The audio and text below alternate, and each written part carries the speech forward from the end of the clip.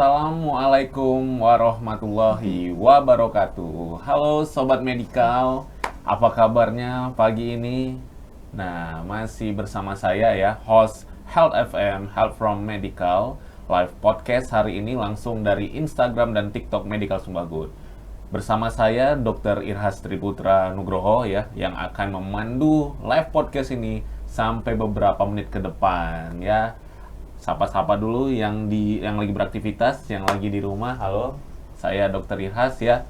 Oke, hari ini kita akan membahas senyum itu menular. Yuk jaga kesehatan gigi dari rumah. Nah, yang suka senyum ya, yang suka senyum lebih ceria hari ini, mengawali hari ya, di hari Kamis hari ini.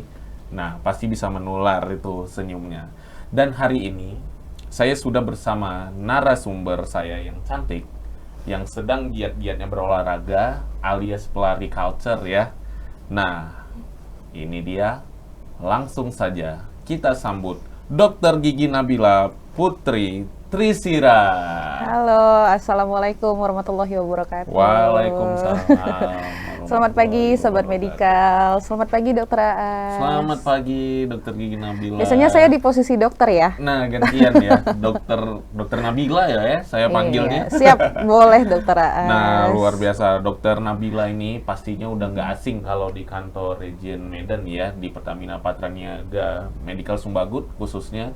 Karena beliau satu-satunya dokter gigi, salah satunya dokter gigi nih, di Medical Sumbagut. Betul ya dok ya? Alhamdulillah iya, Dokter Irhas. Nah, itu jangan-jangan mau ditambah lagi. Kayaknya satu aja, karena beliau cukup lama juga ya, udah 3,5 tahun bekerja sebagai dokter gigi di regional Sumbagut. Udah banyak pasiennya, dari mulai para pekerja ya, para pasangan dan anak pastinya. Ya, betul sekali. Luar biasa, pengalamannya udah 3,5 tahun, udah cukup lama ya dok ya. Ya, Alhamdulillah Dokter Irhas, sejauh ini sudah lumayan banyak pasien yang bertemu bersama saya ya dokter ya, mulai dari anak-anak. Ya, anak-anak itu yang tadinya hanya datang sebagai pasien, sekarang sudah saya anggap seperti anak sendiri. Wah. Karena rutin kontrol ke poli giginya Medika. Mau nggak mau ya, jadinya supaya bisa menenangkan anak ya harus yang akrab tadinya dulu. takut. Betul sekali, Dokter Irhas. Nah, tapi sebelum kita lanjutkan, beliau Dr. Gigi Nabila ini adalah lulusan dari Fakultas Kedokteran Gigi Universitas Indonesia. Luar biasa. Tepuk tangan online dulu yang di rumah ataupun yang lagi beraktivitas ya, sambil mendengarkan live podcast kita. Nah, selain aktif praktek di klinik Region Sumbagut ya, di kantor Region ya, beliau juga sedang menjalani pola hidup sehat. Lagi aktif-aktifnya berolahraga nih, lagi senang jogging, malah kemarin ada pertandingan voli, beliau ikut juga. Luar biasa ya, rutin berolahraga dan menjaga pola makan seimbang. Memang kalau saya lihat-lihat dari yang berapa bulan yang lalu, sekarang cukup menyusut ya, Sobat Medikal ya, Dokter Gigi Nabila cukup menyusut. Turun berapa kilo dok? Aduh, ini di-spill di sini banget nih dokter ya. Kan bagian dari sebuse juga ya. Iya. Kurang lebih sudah, alhamdulillah sudah 14 kg dokter. 14 kilo Sobat Medikal. Dan itu tidak lepas dari dukungan Medical Sumbagut. Wah, mendukung saya untuk ayo dok diet, ayo dok kurs biar semakin sehat. Luar biasa. Karena program sebuse ini selain di luar medical, tapi sebuse kali ini ada yang spesial ya, ada yang untuk sebuse internal gitu, internal medical sendiri gitu. Nah, jadi kita semua berlomba-lomba agar menjaga pola hidup sehat ya, termasuk Dokter Gigi Nabila. Terima kasih Dokter Irhas. Malu saya jadinya. Aduh. Nah, kita bakal ini ya, ngebahas apapun itu permasalahan gigi ataupun mulut ya, yang pastinya kita membahas ya dari mulai yang ringan-ringan, sedang ke berat dok. Aduh, baiklah, akan saya coba jawab. Oke, kalau gitu sebelum masuk ke pertanyaan, mari kita bahas sedikit nih tentang makna tema kita hari ini ya. Nah, dari aspek psikologis dan neuroscience, dok, ternyata ketika kita senyum tulus, terus juga menebar senyuman ke teman-teman mungkin atau di keluarga, ternyata secara refleks itu bisa meniru ekspresi gitu. Kayak Nah, mirroring gitu berarti ya dokter ya? benar, mirroring. Nah, jadi hal ini memicu pelepasan endorfin dan serotonin, hormon yang membuat kita merasa lebih bahagia dan positif pastinya. Kayak Dokter hari ini Nabila. dokter Irhas senyum, saya ikut senyum. Ikut senyum, saya Nah, pakai merah, dokter Nabila juga pakai merah. Enggak ya, ini tanpa direncanakan ya, tapi kita kompak ya, mungkin karena sama-sama di medical semua. wih, luar biasa dokter Irhas. Iya. Nah, dokter gigi Nabila, hari ini kita bakal ini ya, bahas menjaga kesehatan gigi bukan hanya urusan dokter gigi ya, sobat medikal. Nah, tapi juga kebiasaan baik ini harus dimulai juga dari rumah. Ya, harus dimulai juga dari rumah. Nah, tanpa panjang lebar lagi, kita langsung tanya-tanya nih ke dokter gigi Nabila. Siap, Dok? Insya Allah siap. Jangan yang susah-susah ya dokter Irhas ya. Enggak. Kita nanya yang ringan-ringan untuk pagi Siap. ini, ya. Oke, sobat medikal nanti juga boleh nanya melalui direct message ya di Instagram ataupun dari TikTok. Boleh langsung aja DM ya, atau komen boleh di feed yang dalam rangka podcast kali ini. Oke. Nah, pertanyaan pertama nih, Dok. Waduh. Ya. Soal ujian pertama. Itu ya dokter ya? Oh enggak ya. Monggo dokter Irhas. Nah, mengapa menjaga kesehatan gigi dan mulut itu penting? Bahkan dari orang dewasa yang merasa giginya baik-baik saja. Boleh dijelasin, Dok? Oke. Jadi sobat medikal dan juga dokter Irhas, banyak banget nih saya temuin kasus-kasus penyakit gigi dan mulut seperti gigi berlubang, peradangan gusi. Itu dia tidak terdeteksi pada awalnya atau bersifat silent. Oke. Jadi banyak beberapa individu atau pasien Iya. itu yang kesannya seperti menyepelekan. Oke. Nah, padahal tanpa kita sadari, ketika sudah terbentuk, contoh ya dokter ya, ketika sudah terbentuk lubang kecil, Iya. tanpa kita sadari, itu lubangnya akan terus berkembang Oke. di permukaan bagian dalam. Ya. Nah, biasanya pasien baru ketemu saya tuh ketika sudah ada keluhan seperti ngilu, sakit, Nah, gusi berdarah, itu pasien baru datang ke saya. Nah, hal itu sebenarnya bisa dicegah apabila pasien rutin kontrol ke dokter gigi. Jadi sejak awal sudah terdeteksi nih kelainan atau penyakit-penyakit yang lubang kecil tadi. Jadi bisa langsung kita tindak jadi lanjut. sebenarnya ke dokter gigi itu ya, sobat medikal, nggak harus sakit dulu nih baru datang. Betul. Makanya selalu ini ya digaungkan kalau dalam setahun itu harus 2 kali, 6 bulan sekali ya, Dok, ya, benar ya? Ini Nah. sepanjang sesi ke depan nih, Dokter Irhas, 1 jam ke depan, saya akan terus mengingatkan, kontrol rutin 6 bulan itu sekali. kontrol gigi termasuk saya. Iya, betul Mungkin sekali. nanti bisa kontrol juga ke dokter gigi Nabila. Boleh. Nah, karena penyakit gigi itu sendiri, Dokter Irhas, kalau misalnya kita biarkan semakin lama semakin parah, sampai ada pembengkakan yang sampai pipi misalnya, Iya. itu bisa terjadi komplikasi yang menyebar ke organ-organ vital lainnya. Contoh seperti penyakit endokarditis, itu ada bakteri yang masuk ke dalam pembuluh darah yang menuju Oke. jantung. Iya. Itu bakterinya bisa berawal dari lubang gigi. Oh, awalnya dari situ betul. ya. Kalau misalnya semakin menyebar masuk ke dalam jantung, akhirnya apa? Bisa muncul kelainan-kelainan kardiovaskular. Itu untuk gigi bagian bawah ya dokter ya, gigi di rahang bawah. Kalau di rahang atas, kalau sudah ada lubang, bakterinya itu juga bisa menyebar ke dalam pembuluh darah yang ada di otak, sehingga bisa menyebabkan oke. penyakit meningitis. Nah, itu gara-gara gigi ya, gara-gara jarang kontrol sampai akhirnya ya sakit dulu nih baru ke dokter gigi, Iya. akhirnya bisa merambat kemana-mana Betul nih, sekali. invasif ya. Jadi teman-teman sobat medikal, jangan sepele ya dengan kesehatan gigi dan mulut. Nah, Nah, ini ada juga nih, Dok. Jadi banyak nih, mungkin yang sobat medikal juga begitu ya, banyak yang sudah rutin menyikat gigi, tapi tetap bermasalah. Biasanya salahnya di mana? oke. Nah ini juga saya sering dapat pertanyaan dari pasien-pasien di klinik ya dokter ya. Dok, saya udah sikat gigi 2 kali sehari, tapi kok masih ada gigi berlubang ya? Saya juga udah rutin kontrol nih, kenapa masih tetap sakit ya? Benar. Nah, yang perlu kita perhatikan dari menyikat gigi tadi dokter, ada beberapa aspek. Yang pertama, waktu menyikat giginya. Waktu menyikat Nah, gigi. waktu menyikat giginya itu kapan? Sebenarnya kan yang ideal itu pagi setelah sarapan dan Iya. malam sebelum tidur. Seringkali saya ketemu pasien itu sikat giginya hanya saat mandi pagi dan mandi sore. Oh, malam nggak malamnya sikat gigi enggak. lagi. Nah, 2 kali sih memang sehari, tapi waktunya tidak tepat. Oh. Lalu juga teknik menyikat gigi. Jadi teknik menyikat gigi itu juga bukan yang asal sikat bersih terus selesai gitu. Nggak hanya sekedar berbusa gitu tidak. ya. Enggak. Waduh, kayak keracunan obat gitu kalau berbusa. Maksudnya dari efek ininya ya, pasta giginya ya. Iya, Nggak jadi hanya sekedar itu. teknik menyikat gigi itu sendiri pun ada cara yang benar, yaitu kalau untuk gigi depan harus gerakan vertikal, untuk gigi belakang itu gerakannya membulat. Oh, kalau depan berarti naik turun. Betul, Benar. kalau gigi belakang itu bulat-bulat. Seringkali saya nemu pasien itu sikat giginya masih horizontal. Iya. Nah, kalau sudah gerakannya horizontal itu biasanya menyebabkan gusinya menjadi terluka.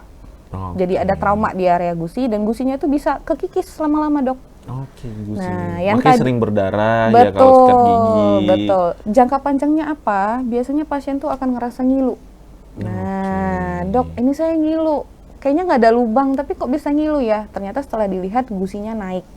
Karena teknik menyikat giginya kurang tepat. Nah, yang nggak kalah penting juga nih dokter, pemilihan sikat gigi. Oke, Nah. kan macam-macam ya, ada yang oval, Betul. ya, ada yang persegi 4 ya. Ya, ada yang ujungnya tumpul, betul, ada yang betul. ujungnya kecil, agak Iya. runcing, ada yang bulu sikatnya kasar, Iya, ada bulu sikatnya yang ngilang malah ya. Iya, ada yang soft, ada Nah, yang ultra jadi soft. sebenarnya idealnya gimana dok kalau untuk pemilihan sikat giginya sendiri? Nah, untuk sikat gigi sendiri, beberapa literatur itu menyebutkan bahwa dianjurkan untuk menggunakan sikat gigi dengan bulu sikat yang halus. Jadi pemilihannya itu antara di range soft atau ultra soft. Nah, jadi jangan Yang jadi pernah. pembedanya? Nanti biasanya tuh di brand-brand itu dok sudah tertulis tuh ada iya, soft dan iya. ultra softnya. Jadi bapak ibu dan sobat medikal yang ada di rumah jangan asal ambil aja saat Baca milih dulu. sikat giginya, dibaca dulu. Itu ada tulisannya soft dan ultra soft. Oh, Selain itu sebisa mungkin pilih jenis sikat gigi yang ujungnya kecil. Kenapa kecil? Agar bisa menjangkau area belakang gigi. Nah, Gitu. Karena kalau gede biasanya malah pipinya yang kesikat, benar. bukan gigi belakangnya. Nah, sementara kan tujuan kita mau menyikat gigi nih, bukan menyikat pipi. Betul. Nah, betul ya dokter. Menyikat pipi, dicubit pipinya. Aduh, bisa aja disambungin dokter Irhas. Nah, dok, kalau untuk anak-anak sendiri, kan kadang sikat gigi untuk balita gitu ya, itu sebenarnya yang ultra soft tadi ya berarti ya harus digunakan atau yang biasa aja? Oke, jadi untuk anak-anak sendiri dokter Irhas berbeda-beda sikat giginya, tergantung usia. Ya. Untuk anak-anak yang masih di bawah 1 tahun, Di bawah 1 tahun. nah itu kan memang sudah ada gigi yang tumbuh ya dokter ya. Iya, Start benar. dari 6 bulan itu 6 sudah ada bulan. gigi yang tumbuh. Benar. Tapi di bawah usia 1 tahun itu kita masih cukup menggunakan kasa, kain kasa steril yang Oke. dibasahi dengan air hangat. Tidak perlu penggunaan pasta gigi. Oke. Gitu. Cukup dibersihkan Air 2 kali hangat ya. sehari. Lebih dari 2 kali sehari pun nggak ada masalah karena kan anak-anak di bawah 1 tahun tuh Iya. masih menyusui ya dokter ya. Iya benar. Dan itu bisa berkali-kali. Nah, kalau sudah di atas 1 sampai 3 sudah di usia 1 sampai 3 tahun itu mulai diperkenalkan penggunaan sikat gigi dan juga pasta gigi berfluoride. Nah, biasanya pilih ujung sikat gigi yang kecil tapi gagangnya gede. Oke. Nah, karena anak-anak tuh kan masih susah megang ya, dokter Iya, Irhas ya. benar. Jadi biasanya dipilih gagang sikat giginya yang tebal dan juga agak besar. Oke. Nah, jadi anak-anak akan belajar menyikat giginya sendiri, itu pun tetap harus didampingi oleh orang tua. Nah, nanti di atas 3 tahun ada lagi jenis sikat giginya. Wah, banyak. Nah, gagangnya itu jenisnya. biasanya lebih kecil, ujung sikat giginya juga lebih kecil, tapi anak-anak sudah mulai bisa stabil pegang sikat giginya sendiri. Nah, yang jadi catatan, sampai anak berusia 7 tahun, Yap. proses menyikat giginya itu masih harus didampingi orang tua. Oke. Walaupun anaknya Iya, sudah SD gitu. kelas 1 Benar. misalnya, anak saya kan udah SD dok, udah mandiri, Iya. sudah bisa. Tapi tetap harus didampingi orang tua. Kenapa? Iya. Karena biasanya teknik anak memegang sikat gigi itu belum sestabil kita Nah, sampai usia 7 tahun. dan sebenarnya anak-anak itu kalau saya lihat sih bukan soal kebersihannya ya, tapi karena lebih takut ke emaknya. Iya, nah betul. Ya, yang penting, udah selesai Iya. lah, gitu ya. Abis itu langsung. Padahal kan biar kita tahu ya caranya gimana. Iya, Apakah betul. makanan masih ada yang nyangkut gitu Betul. kan. Dievaluasi Cara kembali benar, gitu. Karena gitu kalau ya. anak-anak sudah mengalami gigi berlubang, kasian banget lihatnya dok, beneran. Kasihan. Kalau di klinik tuh ya mungkin dokter Irhas sering mendengar Jeritan ya. jeritan tangisan dari Jeritan-jeritan. pasien saya ya dokter ya. Nah. Jadi sebisa mungkin dari rumah kita sama-sama lah Iya. menjaga kesehatan gigi dan mulut, baik itu untuk diri kita sendiri dan juga untuk anggota keluarga yang lainnya. Nah, itu menarik dok. Jadi kita perlu tahu juga ya fakta-fakta yang dialami dokter gigi Nabila saat menghadapi pasien anak-anak dengan jeritan-jeritan, tapi harus tetap tenang, harus tetap detail untuk mengobati seorang pasien anak gitu. Nah, itu bagaimana tuh cara Oke. supaya tetap stabil nih, Siap. tidak ikutan ngenes gitu. Oke. Nah, jadi sebelum saya memberikan tindakan ke pasien, saya mengafirmasi diri saya dulu, Dok. Iya, Sabar, sabar. sabar, hadapin aja. Nah, gitu. Pertama saya dulu, dan tentu saja saat saya memberikan tindakan ke pasien anak, itu tidak lepas dari bantuan perawat saya. Oke. Nah, jadi kami saling bekerja sama untuk menenangkan pasien kami, Iya. gitu. Kemarin kebetulan dapat pelatihan hipnoterapi ya Dokter Irhas ya, Oke, dan itu keren. sangat bisa saya terapkan di Pasien ya, praktek langsung saya. ya. Bahkan Jadi anak-anak juga bisa. betul, anak-anak juga bisa. Alhamdulillah kemarin ada yang berhasil Ada dokter. yang merasa, wah luar biasa. Yang awalnya nangis, nolak, nggak mau salaman sama saya, nggak mau duduk di kursi dental saya. Akhirnya mau. Alhamdulillah mau, bahkan cabut gigi dokter. Luar biasa dokter gigi Nah. Nabila ya. Jadi memang kalau anak-anak ini kan tidak sama ya, Iya, dokter ya. benar. Karakternya berbeda-beda. Dan itu pun kami biasanya konsultasi dulu nih sama orang Orang tuanya. tuanya. Bu, Pak, ini anaknya biasa di rumah gimana? Oh, Gitu. apakah tantrum? Komunikasinya gimana? Iya, betul. Nah, cara komunikasi orang tuanya di rumah Iya. itu juga yang kami gunakan di klinik. Oke. Nah, jadi sebisa mungkin anaknya itu kenal dulu nih sama dokter gigi dan benar, perawatnya, benar. baru kami eksekusi tindakan perawatan. Nah, seru ya sobat medikal ya. Jadi kita selain tahu cara menjaga kesehatan gigi ya, cara menjaga kesehatan gigi, tapi di balik itu kita harus tahu juga nih perjuangan seorang dokter gigi ketika menghadapi pasien, ya. Betul sekali. Ketika menghadapi pasien. Tapi di poliklinik yang baru grand opening ini, Alat baru ya dokter ya? alat baru luar biasa keren. Tepuk tangan online dulu untuk Medical Sumba Good. Alat-alat giginya makin keren ya, dokter giginya Alhamdulillah. makin bersemangat untuk Luar menjalani dari Senin sampai Jumat. Pasien terus ya dokter ya? Luar biasa emang ya dokter gigi Nabila. Nah, Dok, ada pertanyaan lagi nih ya, tapi belum untuk yang online ya, masih pertanyaan dari kita nih. Nah, apa saja nih hal-hal yang bisa menyebabkan bau mulut walaupun kadang sudah rutin menyikat gigi? Oke. Bau mulut ya dokter Irhas Iya. ya? Sebelum saya jawab nih, saya Boleh. nanya boleh ya? Boleh. Dokter Irhas mending bau mulut apa bau kaki? Kalau saya mending bau kaki sih, karena kan kalau bau kaki itu ya mungkin pakai kaos kaki ya. Masih bisa ditutupi ya dokter Iya, ya? terus juga aktivitasnya ya di bawah ya, di bawah, jadi kemungkinan bau itu jadi hal yang biasa sebenarnya. Tapi kalau bau mulut ini kan Berasa banget gitu ya iya dokter ya? berasa ya, langsung pas ngobrol teman-teman mungkin pada menjauh. Nah, kasih dok untuk tipsnya boleh? Oke. Nah, jadi bau mulut itu sendiri dokter Irhas, penyebabnya bisa ada banyak ya. Dimana prinsipnya itu sendiri adalah bau mulut ini disebabkan karena jumlah bakteri yang terlalu banyak di rongga Oke. mulut kita. Nah, peningkatan jumlah bakteri ini biasanya karena apa dok? Nah, Ya. biasanya bisa karena gigi berlubang. Oh, Gigi termasuk berlubang itu berlubang bisa ya? menyebabkan bau mulut. Terus juga ada penumpukan karang gigi Betul. atau kalkulus, itu otomatis bikin aroma Aroma. rongga mulut kita akan menjadi sedikit berbeda daripada biasanya. Terus juga kurang konsumsi air putih setiap Nah, harinya. bahkan air putih juga Betul. ngaruh ya kalau kurang dikonsumsi. Kenapa kurang? Karena air putih itu sendiri itu bisa membantu meningkatkan produksi saliva atau air liur yang ada di rongga mulut kita. Dimana air liur itu perannya banyak Iya, loh dok. iya, benar, Salah benar. satunya itu adalah self cleansing atau kemampuan untuk membersihkan rongga mulut Rongga kita. mulut sendiri, Nah, jadi kalau kurang minum air putih, salivanya berkurang, otomatis kan rongga mulut ini tidak ada kemampuan Benar, self cleansing. iya, benar, Dan benar. juga jadi kering. Kering, Mungkin- permukaan bibir kering gitu Jadi ya. saya pun beberapa kali mengalami dok. Kalau iya. misalnya saya kurang minum air putih, itu aroma di rongga mulut saya langsung beda dari kondisi normal. Kurang Makanya minum air putih tapi banyak minum kopi gitu Wih. enggak? Oh, kurang minum air putih. Tidak boleh, tetap air putihnya tetap air harus lebih ya. banyak daripada 1,5 sampai kopi. 2 liter ya, sobat kalau banyak medikal. kopi nggak tidur saya dok. Nah, berarti memang sangat berpengaruh ya. Dan satu hal lagi yang tidak kalah penting itu adalah konsumsi buah dan sayur. Konsumsi Rutin buah dan setiap hari. sayur. Ya teman-teman Benar, ya. benar, benar. Mau itu hanya 1 piring kecil. Iya.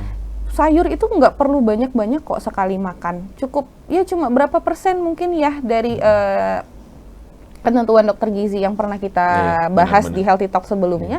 Itu paling hanya ya sekitar 30%, 20% dari porsi makan kita Benar, secara benar, keseluruhan. benar. Buah-buahan juga tidak terlalu banyak.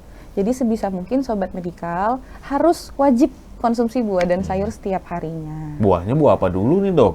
Buah apa? Buah apa nih? Ya buah yang ringan-ringan aja, Ya, kayak bisa melon, melon, pisang, pepaya. ya. Kalau pisang tuh kalorinya agak gede. Gede, tapi Nah. dia karena tinggi kalium cukup untuk ini ya, rehidrasi tubuh. Cukup. Tapi memang lebih dianjurkan Iya. untuk buah-buahan yang mengandung banyak air. Nah, pir ya, Nah, pir bisa ya. Pir, semangka. Oke. Nah, itu kan kandungan airnya banyak. Benar. Gitu. Nah, sobat medikal, jangan lupa nih untuk makan sayur dan buah atau minum jus, ya kan? Pagi-pagi minum jus juga bisa ya, Dok ya? Bisa. Sebelum berangkat kerja, lebih bagus pagi ngopi apa pagi minum jus nih? Minum jus lah dong. Pagi minum jus. Cukup kita aja yang pagi minum kopi. Pagi wajib minum jus ya, sobat medikal ya. Oke. Nah, Dokter Gigi Nabila, seberapa besar sih pengaruh makanan dan minuman terhadap kesehatan gigi? Nah, misalnya kan kayak minum kopi, kan biasanya menguning tuh yang terlalu sering minum kopi, ya kan? Tapi ya gimana lagi, kadang nggak mungkin setiap habis minum kopi langsung sikat gigi gitu. Iya, Kalau lagi di betul. coffee shop mungkin atau Betul. warkop gitu ya. Betul. Nah, boleh dijelasin, Dok, gimana? Oke, mungkin dari nyambung nih sama pertanyaan yang sebelumnya tadi Iya, ya dokter ya. benar. Jadi seberapa besar sih sebenarnya pengaruh makanan dan minuman? Benar. Pengaruhnya sangat besar sekali. Sangat besar, karena itu salah satu faktor utama dari Oke. faktor yang menentukan keberhasilan perawatan kesehatan gigi dan mulut. Oke. Nah, contohnya nih dokter, kalau misalnya kita sering konsumsi makanan manis, minuman Iya. manis, minuman berwarna, tanpa mengkonsumsi air putih setelahnya, itu pasti langsung ada keluhan di rongga mulutnya. Iya, benar. Bulan ini, contoh ya dokter ya, seminggu 3 kali minum chat time. Oh. Ya contohnya Ya, seperti contoh itu ya, ya. teh-teh manis gitu ya Iya. dokter ya. Nah, nggak kontrol nih pasiennya. Dalam waktu 7 bulan, 6-7 bulan, itu pasti muncul lubang kecil setitik warna hitam. Oh, Nah, langsung bisa muncul. langsung Iya. gitu. Itu nanti biasanya kami langsung cek lubangnya itu sudah sebesar apa dan Itu biasanya kenapa langsung muncul gitu, Dok? karena diet manisnya tadi dokter. Jadi Oke. kandungan manis tadi itu Iya. jadi makanan si bakteri buruk yang ada di rongga mulut kita. Nah, Gitu. itu dia. Kan tadi ada flora normal tadi ya dokter ya. Betul. Ada flora normal atau bakteri baik Iya, yang ada di rongga iya, mulut nih. Misalnya kita ada konsumsi makanan manis, Benar. terus nggak sikat gigi, nggak minum air putih, Iya. itu kan otomatis zat-zat yang manis-manis tadi tersimpan tuh di dalam Iya, rongga mulut. benar. Nah, si bakteri-bakteri tadi suka nih sama yang zat-zat manis tadi. Jadi makanan dia otomatis kan bakterinya berkembang biak menjadi Iya. lebih banyak. Ketika bakterinya sudah banyak, dia akan otomatis langsung merusak permukaan gigi di bagian Makanya lah luar. setelah 6 bulan atau 7 bulan Iya. langsung kelihatan berlubang ya. Umumnya sih 6 sampai 7 bulan. Itu tapi- terlihatnya langsung dengan mata kita atau dengan harus penggunaan apa dulu dengan biasanya yang lain sih mungkin? biasanya dokter gigi sih dok yang ngelihat karena kan Oke. itu pasien biasanya di lubang kecil itu belum ada keluhan ya dok. Belum Kalaupun dia terlihat, ya. ngaca biasanya belum kelihatan. Benar. Jadi biasanya kami pakai alat, kami lewati area permukaan Iya. giginya, itu kelihatan tuh kalau misalnya sudah mulai ada lubang, ih kok nyangkut ya alatnya. Oh, Nah itu tandanya berarti ada sudah ada lubang caranya kecil. ya. Ada caranya sendiri. Keren ya, dokter gigi. Jadi apa ya, banyak yang kita kadang perjuangan dokter gigi ini hanya sekedar cuma cek-cek aja, nggak kayak gitu ternyata ya sobat medikal ya. Ternyata lebih luas lagi dan lebih detail lagi. Betul Apalagi di sekali. tengah sekarang jajanan yang semakin banyak, mau itu makanan atau minuman ya, seblak-seblak itu. Nah. Makanan-makanan panas. Nah, Dok, satu lagi nih. Kalau makanan panas ya, katanya nih, terus kalau minumnya dingin, apa memang bisa membuat gigi lebih ngilu atau gimana? Atau tergantung dia intensitas sikat giginya? Oke, jadi kalau ini balik lagi ke suhu makanan ya dokter Iya. ya. Nah, makanan panas atau makanan dingin itu umumnya bisa menimbulkan keluhan di rongga mulut kita, Oke. khususnya di gigi geligi Iya. ya dokter ya. Nah, tapi biasanya yang ada keluhan itu giginya sudah ada kelainan duluan. Kalau giginya normal, tidak ada kelainan, ya aman aja. Makan panas, makan dingin ya aman aja, Iya, nggak ada benar. masalah. Nah, jadi kalau misalnya sobat medikal ketika konsumsi makanan panas atau dingin ngerasa, duh kok tiba-tiba denyut, duh kok ngilu, segera cek ke dokter gigi. Itu artinya gigi sobat medikal pasti ada kelainan. Iya. Karena kalau normal benar-benar. itu biasanya nggak ada keluhan. Nah, yang lebih kami aware-kan ke Iya, pasien, yang iya. lebih kami perhatikan itu justru makanan dan minuman yang mengandung asam. Oh, Nah, karena itu mengandung justru yang bisa mengikis Misalnya permukaan soda gigi. kah? Soda, termasuk buah jeruk. Itu ada Oke, dosisnya setiap buah hari. jeruk, Tidak lemon boleh tea, lemon gitu-gitu tea, ya. iya. Buah jeruk itu sendiri doaas, buah jeruk yang ukuran Iya. sedang itu tidak boleh dikonsumsi lebih dari 3 buah per harinya. Oh iya. Tidak boleh, karena itu bisa menyebabkan meningkatkan resiko gigi berlubang karena kandungan asamnya Kandungan tadi. asamnya. Iya. Nah, kadang kan Dok, orang-orang yang lagi melakukan ini ya, aktivitas diet ya. Jadi Cuka apel nih pasti nih Iya pertanyaannya nih. benar dengan air hangat gitu kan, minum cuka apel gitu ya, sehari bisa 2 sampai 3 kali Oke. malah.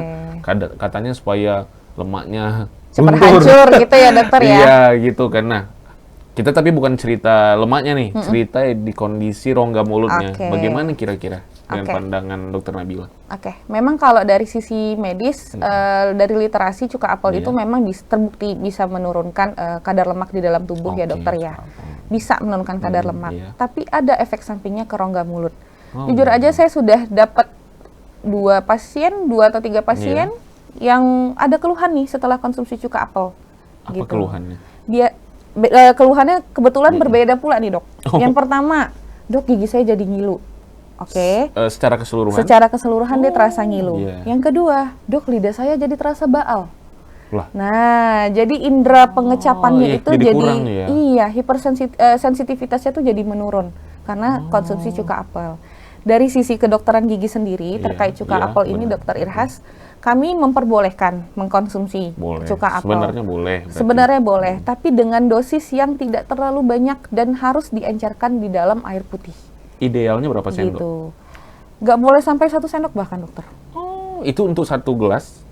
Gelas ukuran yang sedang, Heeh. jadi mungkin setengah sampai seperempat sendok, seperempat sampai setengah sendok saja cuka apelnya, lalu diencerkan di dalam air putih gelas ukuran sedang, lalu dikonsumsi hanya 1 kali sehari. Oh, Gitu. oke. Kalau sudah lebih dari itu pasti muncul keluhan-keluhan terkait rongga mulut. Nah, Nah, berarti pasien- sobat medikal harus memang ini ya, harus memang tahu ya kadar berapa untuk 1 Iya. gelas ya. Nggak Tapi- sampai 1 sendok ya dok ya? Iya, tapi sobat medikal saya berhasil turun kok tanpa konsumsi cuka apel. Wah, Jadi banyak opsi untuk diet seimbang tuh banyak. Jadi kalau bisa kita memilih treatment diet yang memang tidak menimbulkan efek samping ke organ tubuh lainnya. Kita niat mau kurus badan, malah gigi yang rusak kan nggak enak ya Benar, dokter ya. iya. Jadi sebisa mungkin semuanya seimbang. jadi feeling Gitu. saya pasien dokter gigi Nabila ini bakal nambah nih. Kenapa nambah? Satu lagi diet gizi. karena dia sudah berhasil menurunkan ya, menurunkan. Jadi kayak nanti selain anaknya berobat ke dokter giginya mengenai kesehatan gigi, nah ibunya itu berobat soal mengenai nutrisi. Oh jangan dong, nanti besar kali gaji saya nanti dong. Bercanda ya dong. Boleh. Selanjutnya dokter gigi Nabila, nih ini juga harus didengerin ya sobat medikal, karena ini salah satu yang paling penting juga ya. Nah dokter gigi Nabila, apakah scaling ya sekali lagi apakah scaling bisa mengikis permukaan gigi? Nah Dan kapan waktu terbaik untuk melakukan scaling? Oke, nah ini pertanyaan yang udah lumayan sering saya temukan ya Dokter Irhas ya. Banyak banget pasien-pasien saya bertanya, dok sebenarnya scaling tuh tindakannya gimana sih? Iya.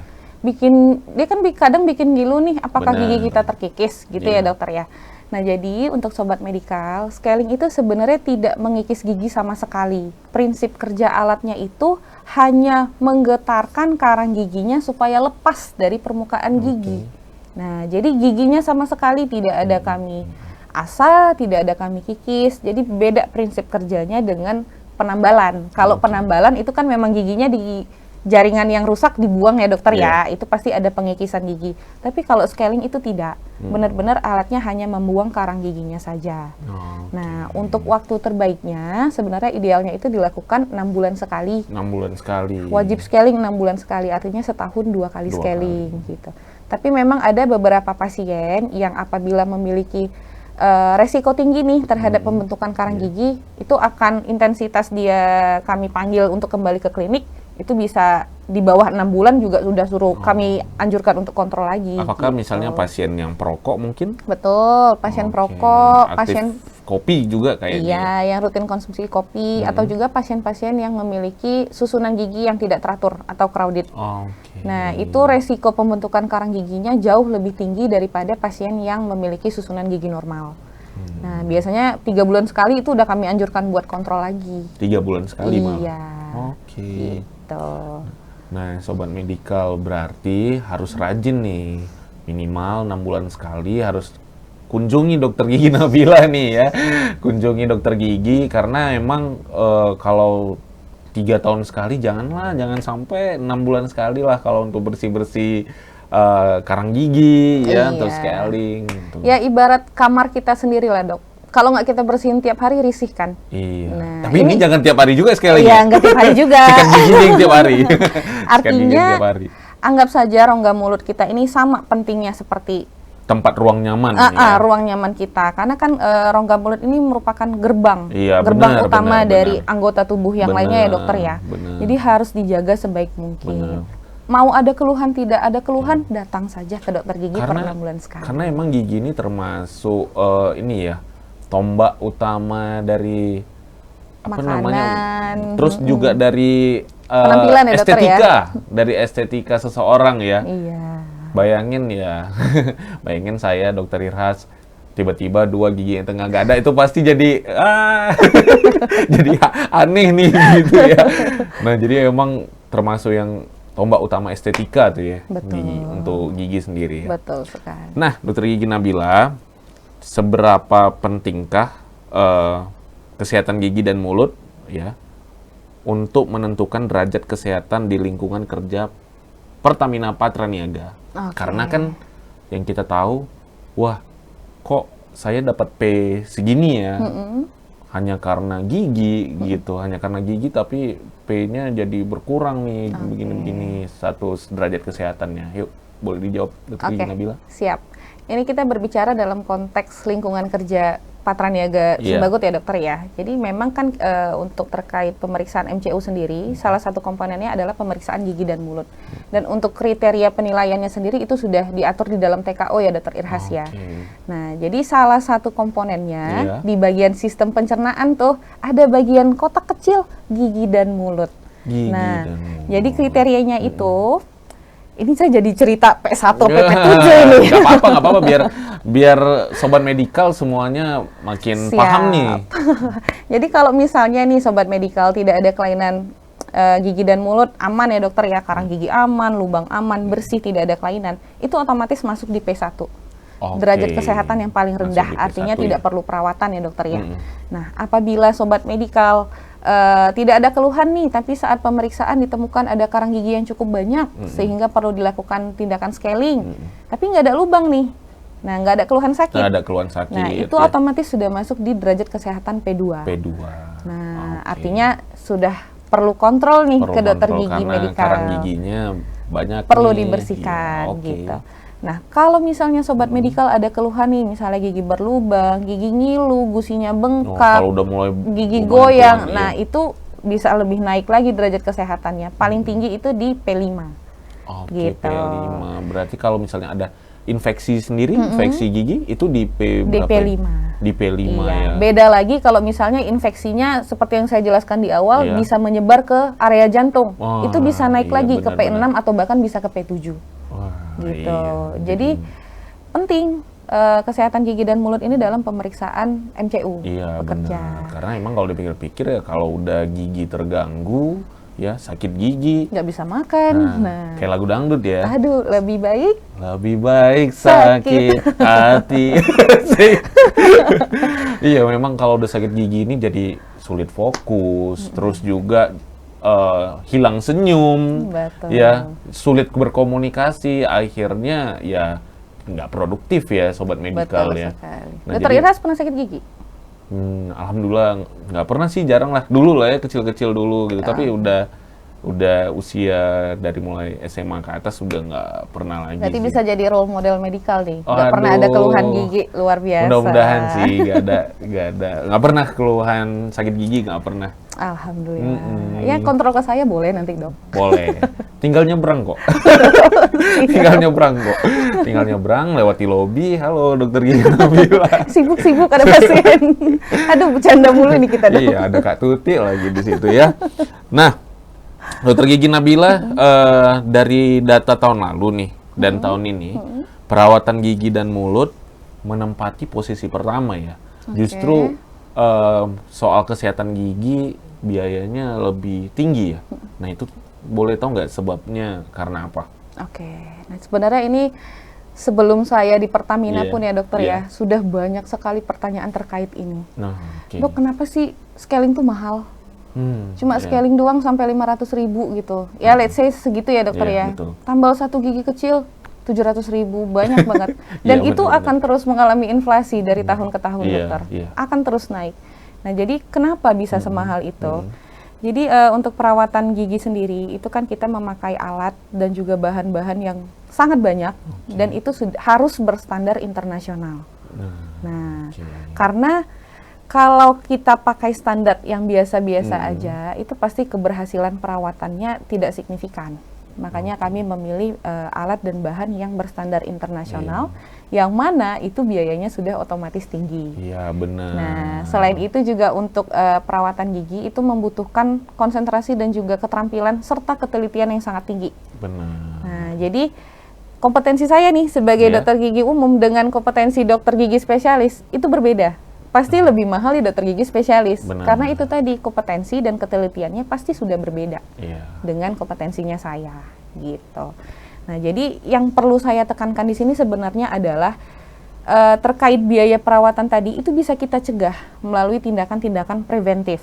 Nah, artinya diusahakan sobat medikal tiap 6 bulan sekali itu harus kontrol. Jadi kondisi-kondisi gigi yang sudah ada lubang kecil, yang bengkaknya masih sedikit itu bisa kami tangani dulu sebelum semakin membesar dan biayanya semakin besar juga. Oke. Gitu. Jadi mau ada keluhan tidak ada keluhan diperiksakan saja. Ya intinya kalau udah ada tindakan maka biayanya pasti lebih gede. Iya, gitu cost-nya ya. pasti Biasanya lebih gede, besar. gitu. Gitu. Tapi kalau rajin kontrol sehingga ini ya tidak terjadi apa ya penyakit gigi lah ya.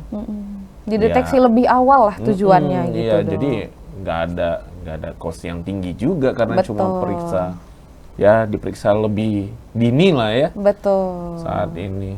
Saya juga ya jujur aja saya kaget dokter karena kan kebetulan kita mereview ya setiap tahunnya terkait biaya kesehatan Iya. khususnya di Sumbagut ya dokter Iya. ya. Dan 2 tahun terakhir ini memang pemeriksaan gigi, perawatan gigi yang paling tinggi. Di situ saya merasa sedih sih sejujurnya. Artinya kan wah berarti ini usaha saya untuk promotif dan preventif terkait kesehatan gigi dan mulut masih belum berhasil nih untuk teman-teman di Sumbagut gitu. Jadi harapannya setelah podcast ini sobat medikal khususnya yang ada di Sumbagut akan menjadi lebih aware lagi terhadap kesehatan gigi dan mulutnya, tidak takut bertemu saya setiap 6 bulan sekali. Iya, Ya, jadi kita periksakan sebenarnya giginya. nggak perlu takut lah ya, nggak perlu takut untuk ke dokter gigi gitu. Jadi emang kalau lagi dalam keadaan sehat, wah dalam 6 bulan terakhir nih belum datang nih ke dokter gigi, boleh langsung aja datang untuk cek kesehatan giginya supaya ketika berlubang ya udah maksudnya Langsung ada tindakan langsung ya ada dokter. tindakan gitu. Jadi nggak nunggu parah dulu nih gitu ya, nggak nunggu Betul. parah dulu. Nah, Dokter Gigi Nabila ya, kalau boleh nih memberi pesan nih untuk seluruh sobat medikal yang lagi nonton, yang lagi sambil beraktivitas mungkin, yang lagi nonton live di TikTok ataupun live Instagram Medical Sumbagut. Nah, boleh nih kasih pesan hal terpenting soal menjaga kesehatan gigi dan menjaga senyum sehat. Oke. Nah, boleh dijelasin, Dok? Oke. Pesan Ini ya, memberi pesan juga. dituakan saya rasanya. Kan sama ahlinya. Oh siap. Jadi Dokter Irhas dan juga Iya. sobat medikal, sebelum kita ngobrol lebih jauh nih, jauh-jauh mikirin lubang, jauh-jauh mikirin peradangan gusi dan lain-lain terkait kesehatan gigi dan mulut, kita tanamkan dulu nih di mindset kita dan juga di dalam hati kita bahwasanya rongga mulut itu merupakan gerbang utama dari segala penyakit. Benar. Oke, penyakit apapun itu bisa terjadi kalau infeksinya masuk melalui rongga mulut. Oke. Jadi untuk mencegah terjadinya penyakit-penyakit dan juga infeksi tersebut, ada baiknya teman-teman sobat medikal harus menjaga kesehatan gigi dan mulutnya terlebih dahulu. Iya. Dimulai dari hal kecil aja, menyikat gigi dengan waktu, teknik, dan cara yang tepat. Rutin konsumsi air putih. Selain itu juga menggunakan benang gigi atau dental floss setelah menyikat gigi. Dan yang nggak kalah penting itu adalah kontrol rutin ke dokter gigi tiap 6 bulan sekali. Udah 4 hal itu aja. Iya. Insya Allah kalau teman-teman sobat medikal sudah rutin menjalankannya setiap hari, mudah-mudahan penyakit di rongga mulutnya menjadi berkurang atau bahkan tidak ada. Gitu. Nah, begitu ya, sobat medikal harus nurut nih apa kata Dokter Gigi Nabila untuk 4 poin terakhir ya. 4 poin terakhir ya, mudah-mudahan insan Pertamina ataupun semua kalian yang nonton live podcast ini semuanya terhindar dari penyakit gigi ya. Amin. Yang penting datang ke Dokter Gigi Nabila mungkin hanya untuk kontrol ya, jangan tindakan ini itu.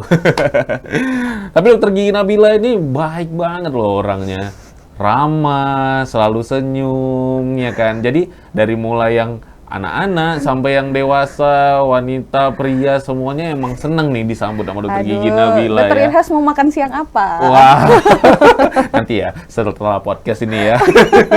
Setelah podcast ini saya bilang. Siap. Nah Dok, sebelum kita bakal nanya-nanya atau melihat pertanyaan dari Instagram ataupun dari live TikTok ya, dari DM.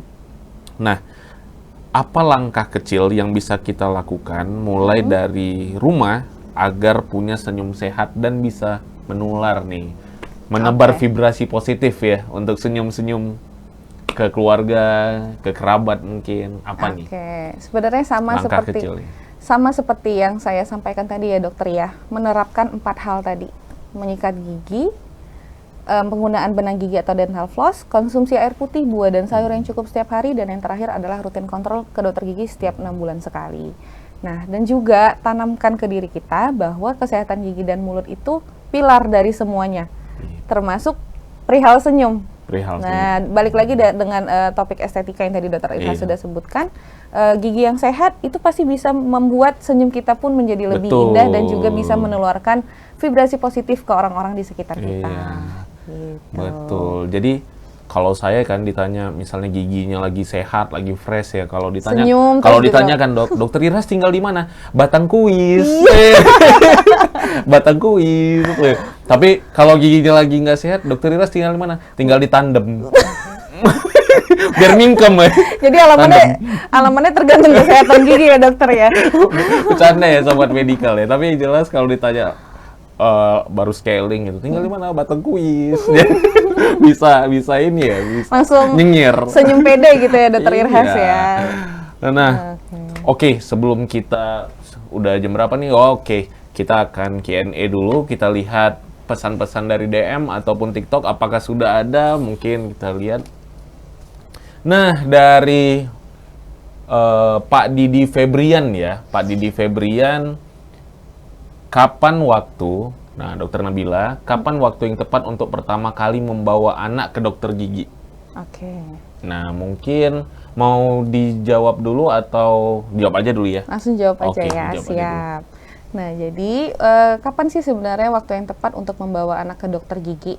Sebisa mungkin, sedini mungkin, gitu. Semudah mungkin lah ibaratnya ya Dokter Irhas ya. Jadi kan pada gigi anak itu sebenarnya dari usia 6 bulan itu sudah ada gigi yang tumbuh, gigi susu yang tumbuh. Nah, tapi pertumbuhan gigi susunya lengkap itu di usia 2 tahun biasanya. Nah, pada anak-anak yang di usia start dari 6 bulan sampai 2 tahun itu tadi, itu sudah bisa dikenalkan ke dokter gigi. Nah, biasanya itu kami tidak akan langsung memberikan tindakan. Enggak, kami biasanya perkenalan dulu nih, vibrasi ruangannya seperti apa, lalu juga perkenalan jenis alatnya. Nah, biasanya sih yang paling kami anjurkan itu di usia 2 tahun. Kenapa? Karena anak sudah mulai bisa berkomunikasi, sudah bisa diajak ngobrol, sudah bisa dikenalkan gitu. Tapi tetap itu pun harus didampingi oleh orang tua. Biasanya di usia 2 tahun tuh anak-anak belum berani tuh duduk sendiri di dental unit, di kursi giginya nih. Biasanya kami akan meminta bantuan orang tua untuk memangku anaknya dulu. Sembari kami mengenalkan nih prosedur-prosedurnya apa aja gitu. Intinya lebih cepat lebih baik. Gitu. Kadang kursi kursi untuk pemeriksaan gigi ini seperti kayak di tempat barber ya, harus ada yang seperti mobil-mobilan supaya anak-anak ini betah ya. Betah. Kalau untuk pasien anak nih Dokter Irhas, segala macam akan kami lakukan dokter. Segala macam. Supaya kalau bisa jadi badut, jadi badut. Jadi badut, jadi badut. Bikin balon, saya bikin balon Dokter Irhas. Waduh, yang penting mau aja periksa giginya. Dan dan yang jadi catatan besar kami adalah jangan sampai anak tuh trauma ketika ketemu kami sebagai dokter benar. gigi. Karena dia ke depannya pasti ini ya nggak mau lagi datang. Iya, dan itu ketika anak-anak sudah sekali datang terus trauma nggak mau lagi datang, di kunjungan berikutnya pasti lebih sulit untuk memulai perawatan gigi. Jadi kalau bisa di awal-awal perkenalan dengan kami itu kami akan membuat seceria mungkin. Harus. Vibes ruangan poligigi Atau itu. nanti boleh panggil saya untuk supaya lebih ceria rame-rame. Oh boleh. Di ruang dokter gigi rame-rame mau ngapain? Nah, selanjutnya ada pertanyaan lagi. Sebentar ya. Oke. Sebentar. Nah, dok, ini ada yang nanya juga ya dari Instagram. Untuk pasta gigi yang tepat untuk anak apa ya? Mungkin bukan cerita merek ya, tapi kandungan mungkin. Oke. Nah, jadi kenapa sih dok kita tuh harus pakai pasta gigi? Kenapa sih nggak pakai air aja gitu? Kenapa harus ada pasta gigi? Nah, jadi pasta gigi yang kita gunakan, kita konsumsi setiap hari itu mengandung kandungan kimia yang namanya fluoride. Di mana fluoride ini akan berfungsi untuk melindungi permukaan gigi. Selain itu juga, misalnya nih dokter, di permukaan gigi kita sudah ada kerusakan atau lubang kecil. Itu kan otomatis ada bagian permukaan luar gigi yang terkikis. Nah, dengan bantuan pasta gigi yang mengandung fluoride, itu akan membantu yang namanya proses remineralisasi. Remineralisasi itu apa? Ibaratnya nih gigi ada lubang kecil, nanti akan membantu nih pembentukan jaringan baru di sekitar lubangnya. Tapi tidak menutup semua lubangnya, enggak. Jadi dia akan membantu proses perkembangan lubangnya itu tidak semakin melebar. Gitu. Tapi balik lagi dengan catatan menggunakan teknik dan juga waktu yang tepat. Berarti kuncinya pasta gigi yang tinggi fluoride. Benar? Tidak harus. Sebenarnya tidak harus tinggi fluoride, tapi sesuai dengan kriteria yang dianjurkan. Kalau untuk anak-anak di bawah 3 tahun, itu dianjurkan menggunakan pasta gigi berfluoride dengan kandungan 1000 ppm. Untuk anak-anak usia 3 sampai 7 tahun, itu dianjurkan menggunakan pasta gigi berfluoride dengan kandungan 1000 sampai 1450 ppm. Nah, untuk anak-anak di atas 7 tahun sampai orang dewasa seperti kita, itu dianjurkan menggunakan pasta gigi berfluoride dengan kandungan 1450 ppm. Kalau dewasa? Sama 1450 ppm gitu. Bahkan dok, kalau di luar negeri saking mereka aware banget nih tentang fluoride, air minumnya aja mengandung fluoride. Di luar negeri seperti itu. Udah mulai begitu ya Iya, edukasinya. sepenting itulah fluoride Benar, itu untuk benar. kesehatan gigi dan mulut. Benar. Dan mungkin dosis di pasta giginya akan lebih rendah daripada di Indonesia iya. karena kan dibantu dari air minum. Kalau di Indonesia sendiri karena air minum kita tidak mengandung fluoride ya dokter ya, makanya ditinggikanlah kandungan fluoride-nya itu di pasta gigi. Di pasta gigi. Gitu. Tuh, jangan males-males ya sobat medical untuk sikat gigi ya, apalagi pagi dan malam sebelum tidur itu sangat penting ya. Paginya kapan doa? Paginya sebelum berangkat kerja. Setelah sarapan atau sebelum sarapan? Oh, kalau bisa sih setelah sarapan aja ya. Betul. Lebih tepatnya 30 menit setelah sarapan. Iya, setelah sarapan. Kalau saya sih setelah sarapan sih habis makan roti, sebelum berangkat kerja, sikat gigi baru cus. Nah, beneran role model Waduh, Patrani Aga Sumbagit ini. duta gigi. Nah, Siap. kita bakal lihat TikTok ya sebentar, teman-teman. Nah, dokter gigi Nabila, di umur berapa anak-anak aman untuk pencabutan gigi? Nah, ini dari Ibu Yuni Mala TikTok. Oke, dari TikTok ya, Dokter Irhas ya. Luar Ibu biasa. Yuni Mala si TikTok itu dari TikToknya. Oke. Oke. Saya izin menjawab ya, Dokter Boleh. Irhas ya. Sebenarnya kapan sih anak-anak itu diperbolehkan untuk melakukan pencabutan gigi? Ini kita bicaranya dalam konteks gigi normal ya, Dokter ya. Tidak ada lubang, Ya, gigi anak yang tidak ada lubang ya, Dokter iya, ya. benar. Jadi umumnya pergantian gigi susu ke Gigi gigi susu. permanen Iya. itu sudah dimulai sejak anak usia 6 tahun. 6 tahun. Nah, biasanya itu anak akan kami periksa dulu nih kondisi klinisnya. Apakah sudah ada tanda-tanda pertumbuhan gigi permanen? Contohnya, gusinya itu ada bengkak terus ada kelihatan putih-putihnya, tanda Iya. gigi permanennya udah mau tumbuh. Nah, itu biasanya kami akan langsung cabut. Atau misalnya gigi susunya sudah goyang, itu juga akan langsung kami ambil. Gitu. Tapi kalau misalnya pada anak-anak yang misalnya dia ada lubang Iya. cukup besar tapi belum waktunya nih Belum untuk waktu. diambil, kami Iya. tidak akan cabut. Kami akan rawat lubangnya, akan kami obati, kami tambal sampai usia anak itu cukup untuk dilakukan pencabutan. Wah, Gitu. berarti emang harus ini dulu ya, Dijaga. dijaga ya. Walaupun gigi susu itu nantinya akan ada penggantinya. Iya, Nah, benar, tapi benar, kan benar. harus di waktu yang tepat. Benar, Gitu. benar. Nah, kita bakal nanya lagi ya. Lihat pertanyaan lagi. Oke. Ini dari Ibu Yanti Molik. Dok, Oke. apakah baik rutin menggunakan obat kumur setiap hari? Nah, itu yang kita bahas Oke. tadi di awal. Oke. Oke, boleh dijawab, dokter? Oke, ini lumayan sering juga nih dokter Iya. penggunaan obat kumur setiap hari ya. Nah, jadi dokter Irhas, yang namanya obat kumur Oke. itu kan sudah ada kata obat ya di Iya, depannya. obatnya. Nah, obat itu sendiri tidak baik jika kita Terlalu gunakan sering dikonsumsi. terlalu sering, Benar, ya dokter ya. benar, Prinsipnya itu dulu. Nah, jadi di rongga mulut kita itu ada namanya flora normal atau bakteri baik yang memang sudah ada di rongga mulut dalam jumlah tertentu gitu ya.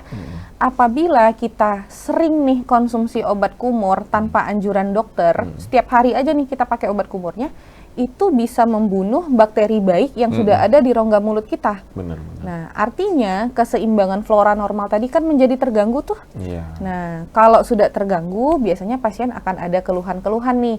Contohnya, dok, abis pakai obat kumur kok mulut saya jadi kering ya, gitu. Setelah mulutnya kering, nanti muncul lagi keluhan. Dok, kok mulut saya malah jadi bau ya setelah Nah, pakai itu obat dia. kumur.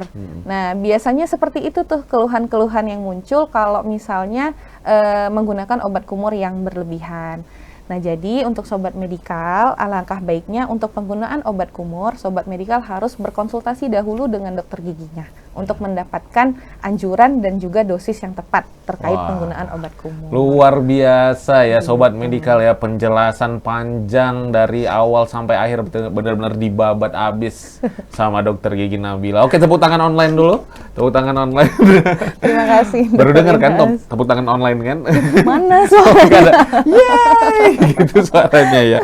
Nah, luar biasa ya pembahasan kita hari ini, banyak ya hal-hal baru ya yang bisa kita pelajari tentang bagaimana menjaga senyum sehat, senyum yang bisa ditularkan oleh orang-orang sekitar, mau keluarga ataupun kerabat kerja. Ya, pokoknya sekali lagi kami ucapkan terima kasih untuk Dokter Gigi Nabila Putri Trisira. Terima kasih kembali, Dr. Iya, Irhas. terima kasih atas waktunya udah mau sharing-sharing ke podcast Health FM.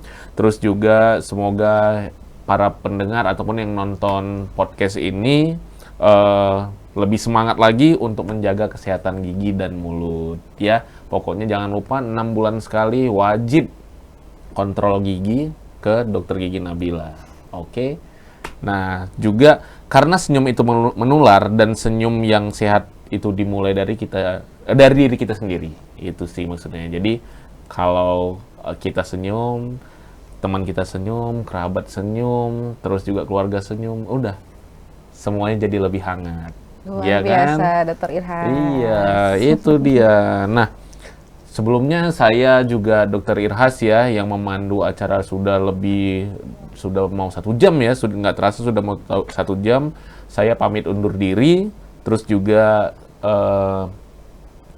satu lagi juga mohon maaf ya, pertanyaan yang dari TikTok ataupun Instagram tidak semuanya bisa kita jawab hari ini karena juga keterbatasan waktu. Datang ke klinik aja deh, Ya. biar konsultasi langsung. Boleh, atau di kolom komentar juga boleh, nanti kita sebisa kita balas satu persatu di kolom komen ini ya, di feed ya, boleh juga. Nah, nanti bakal ada Mimin yang ngebalas dipandu oleh Dokter Gigi Nabila. Siap. Nah, jadi saya juga Dr. Irhas Triputra Nugroho pamit undur diri ya, sampai jumpa di podcast Health FM episode berikutnya ya. Wassalamualaikum warahmatullahi wabarakatuh. Salam sehat dari Medical Sumbagut. Tapi sebelumnya kita salam Sebu Sepro dulu. Oke, siap. Salam Sebu Sepro. Sehat, bugar, semangat, produktif. Ya, terima kasih Sobat Medical yang udah nonton. Kami izin pamit. Health FM, Health from Medical. Terima kasih. Terima kasih.